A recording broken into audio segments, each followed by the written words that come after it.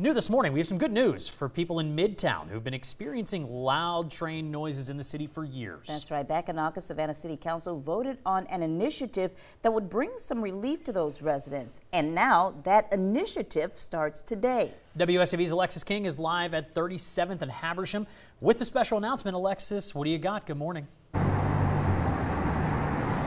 Well, I think he already told people we are starting that initiative today. Now, for years, there has been complaints from folks living in this area. When the trains go through, they rattle houses and they blow their horns, and it can be rather disturbing. And it's one of those things because we are a shipping community. Savannah is known for our imports, our exports. We're a large port, and a lot of that does depend on our rail system. But folks got to live here, too. So it's been one of those things that the city's been trying to balance with residents for years, and today we have a solution. I want to introduce you to Joe Shearhouse, the Director of Policy for the City of Savannah, and he is here to bring you a major announcement. It's going to be good news to many ears here in Savannah. Good morning. Good morning.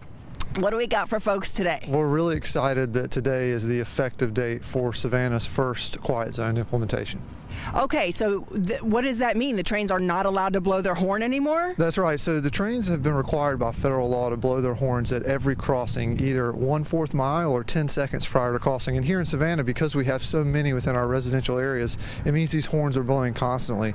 Now they're not required to blow their horn from Habersham Street to President Street, which provides a lot more higher quality of life for our residents. Now, is there some hours that this is in effect, or is this all day, all night? No, it's a 24-hour implementation of a quiet zone. Now, there are some exceptions. If a train engineer operator sees any safety hazard, trespassing on the railroad, or a car trying to come across those particular gates, they will blow their horn to make sure that everyone remains safe. But as normal operations, the train is not required to blow its horn when crossing President Street to Habersham Street 24 hours a day. Okay, I think a lot of residents are going to be real happy about that, but I do have questions about safety. So we know the train horns are here to make sure people who might be walking, maybe people out late at night, maybe who are drinking, some homeless people, folks might not know the train is coming. So how do we kind of mitigate the safety aspect of this? Yeah, there's a lot of safety features that have to go in place for this quiet zone to be activated.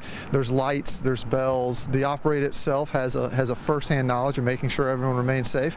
And it's also important for everyone to understand our safety of this particular quiet zone is a fluid situation.